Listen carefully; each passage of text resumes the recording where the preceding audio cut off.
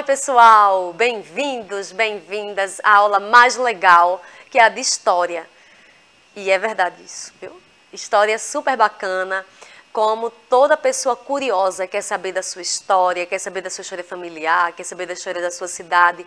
Imagina o que seríamos de nós, o que a gente poderia contar aos outros se não houvessem as histórias. Então, hoje nós vamos falar que temos várias e várias histórias, só que muitas vezes a gente só conta algumas. E isso é muito fruto de quê, gente? Da colonização. Uma colonização branca, uma colonização eurocêntrica, traduzo, muito ligada à Europa, que dizia assim que uma cultura é melhor do que a outra, que uma religião é melhor do que a outra. Isso tem muito a ver com esse processo colonizador do Brasil, que aí vai se esquecendo das nossas raízes negras e indígenas também, tá, gente? Então, hoje, estamos começando esse mês de novembro, um mês falando a respeito da consciência negra e vamos trazer esse tema sobre as várias histórias. O meu nome é Yolanda, esse é meu sinal. Junto aqui com Brielle, vamos trazer essa representação de se pensar por que a gente tem tantas histórias e acabamos focando apenas em algumas. Vamos lá? Então, começamos com essa mulher linda, maravilhosa, nigeriana, Chimamanda Ngozi Adichie. Ela é uma escritora muito incrível, com certeza um dia vai ganhar o Nobel de Literatura, tá? E ela deu uma palestra, e ela vem falando nessa palestra o seguinte: as histórias importam, muitas histórias importam. As histórias foram usadas para espoliar e caluniar, mas também podem ser usadas para empoderar e humanizar. Vejam só, nessa palestra que está disponível aqui no YouTube, vocês podem pesquisar, O Perigo de uma História Única. Ela vem falando justamente isso, de que ela nasceu na Nigéria. A Nigéria é um país muito grande na África e que ela cresceu, como a Nigéria passou por um período de colonização muito pesado, e ela era uma pessoa de classe média, uma pessoa que tinha acesso a muitas coisas, mas ela cresceu só sabendo histórias da Europa. Tipo aqueles contos de fada. A gente muitas vezes não cresceu só sabendo daquilo, né? Pois é. E as histórias do local em que você vive? As histórias do local em que você nasceu. Você sabe histórias indígenas? Você sabe de verdade ou sabe às vezes aquela história que foi só contada pela metade? Pois é. Então, quando a gente só sabe um tipo de história, a gente não está sabendo ela completa. Então, hoje eu venho convidar vocês a conhecer várias histórias, mas por que contamos só algumas delas?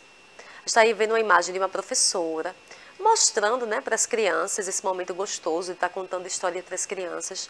E eu trouxe um exemplo desse livro maravilhoso, eu lia muito com meus alunos, inclusive os alunos do EJA, que é de Ana Maria Machado, escritora brasileira, Menina Bonita do Laço de Fita. Então, ele é um exemplo, hoje, graças a Deus, temos muitos outros, né? Mas eu gosto muito desse. Então, ele é um exemplo de uma história super bacana e que se coloca uma criança negra como protagonista. Porque muitas vezes se coloca também as crianças negras, as crianças indígenas, num papel muito de coitadinho, muito de subserviente, como se o povo indígena, o povo negro não tivesse essa força que tem, uma força de sobrevivência, uma força de contar a sua cultura. Então, cada vez mais a gente tem que falar sobre isso, tá, gente? Então, esse livro aqui, gente, História Geral da África, ele conta, o objetivo dele é esse, contar a história da África a partir da perspectiva dos próprios africanos. Quem fez esse livro foi pela Unesco, em 1964. Você pode se aproximar, ó, seu celular, seu tablet, peça ajuda aí ao seu professor ou professora. Aproxima. Não tenham medo de usar tecnologia, a gente tem que aprender. Entra aí, você vai ter acesso a esses livros. São fantásticos. Fantástico, fantástico. E veja, quando a Unesco, esse órgão internacional, fez essa coletânea, são vários, era contando a história de países africanos a partir das pessoas que são desse país.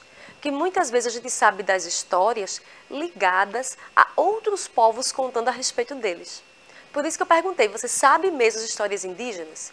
Para saber de verdade histórias de indígenas daqui de Pernambuco, por exemplo, só conversando com eles. E aqui no nosso estado tem muitos grupos indígenas diferentes, viu?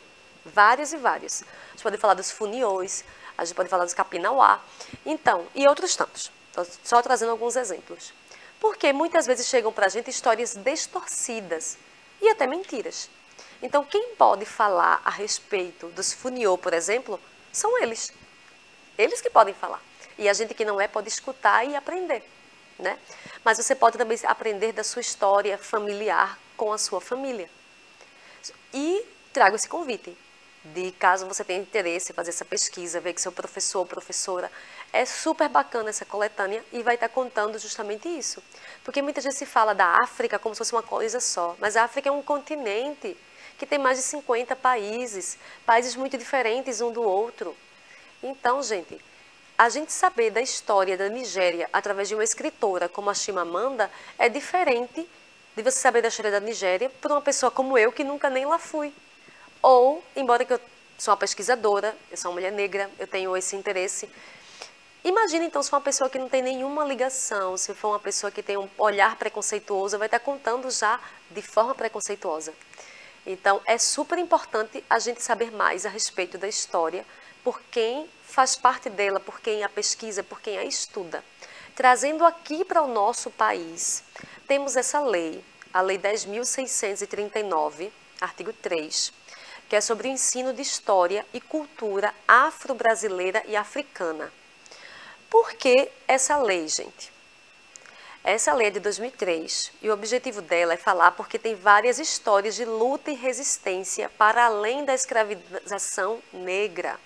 Quando eu era criança, há mais de 30 anos atrás, eu aprendi a respeito do povo negro na escola apenas falando da escravidão.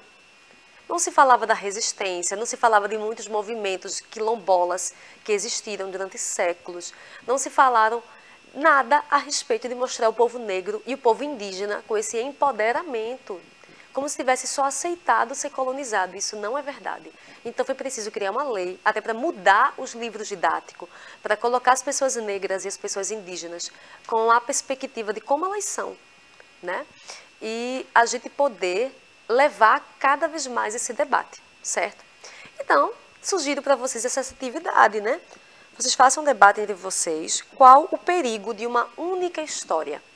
Imagina se eu tivesse crescido acreditando só o que me ensinaram na escola, que os indígenas não foram escravizados porque eram preguiçosos e fugiram. Foi isso que me ensinaram. Que os negros aceitaram a escravidão. Foi isso que ensinaram. E nada disso é verdade.